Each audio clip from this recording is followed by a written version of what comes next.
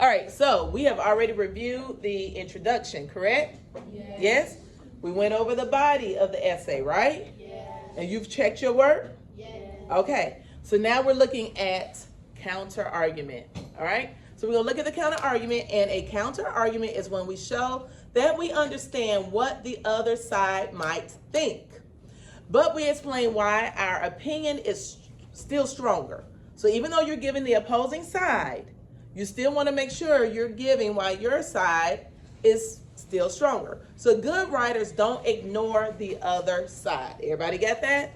So we're not going to give our opinion. We're not going to give a claim and not acknowledge the other side. That's what makes a good writer. You can acknowledge it and then explain why your idea is still better. It makes most sense. Everybody good?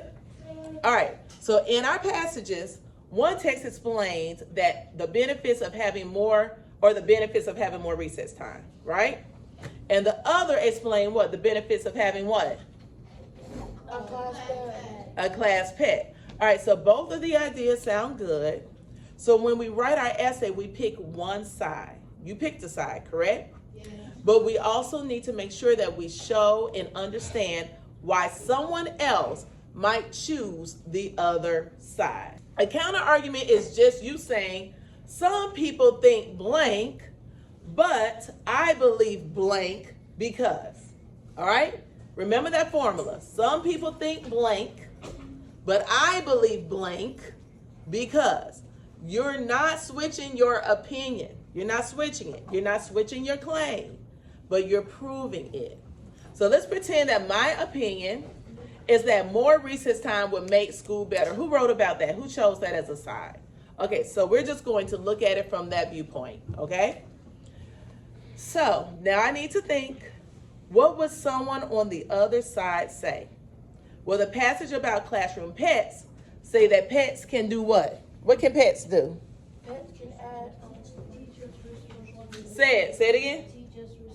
Teach responsibility. How about make the classroom feel more friendly or help students work together? Did you see those things when you read? Yeah. All right, so someone might say a classroom pet makes learning fun and helps kids be responsible.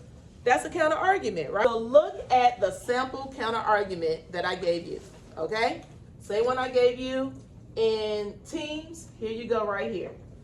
Some people might believe that having a classroom pet would make school better because pets can teach responsibility and help students feel calm.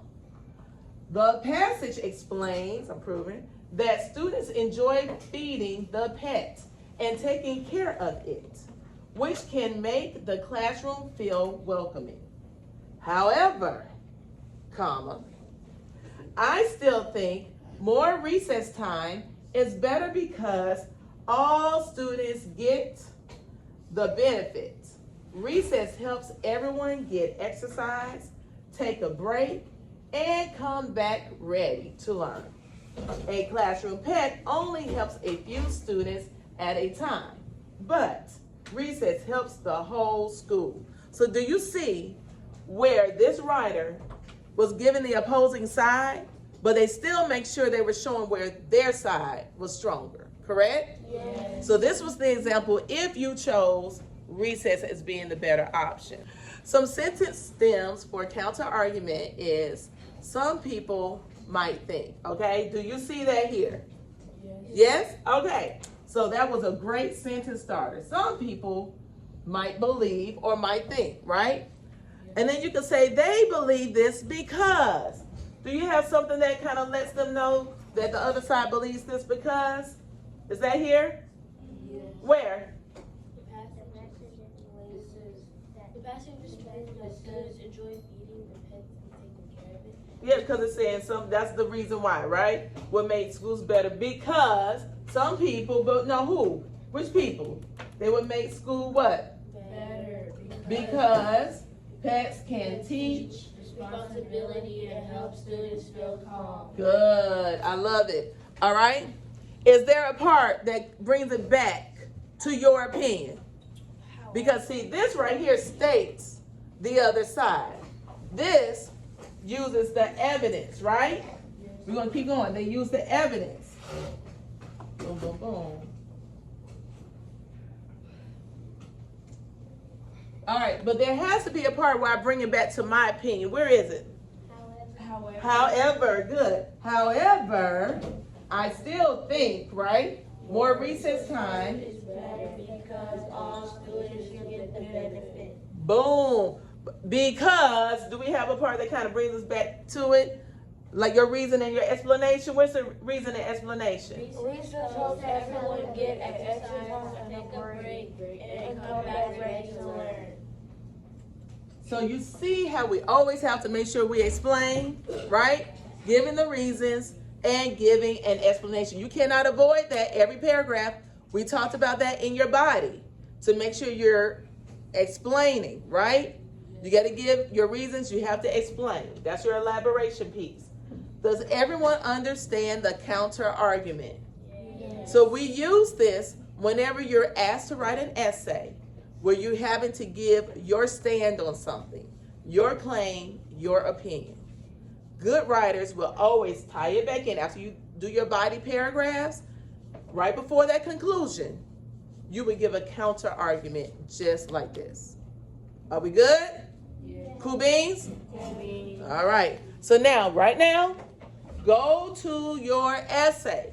Just as we've done before, now you're going to check your counter argument. Make sure you have, where's my mouse? I'll erase this now.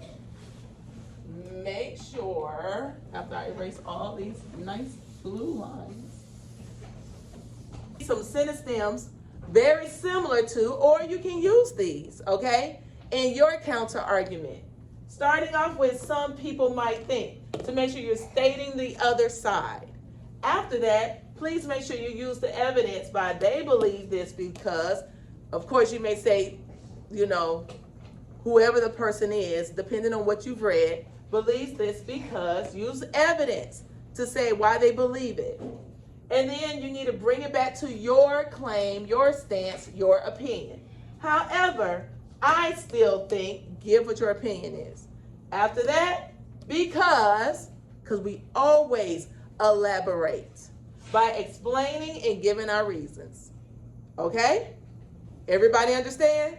So when you check yours, I want to see this method in this order. Go ahead, do that now.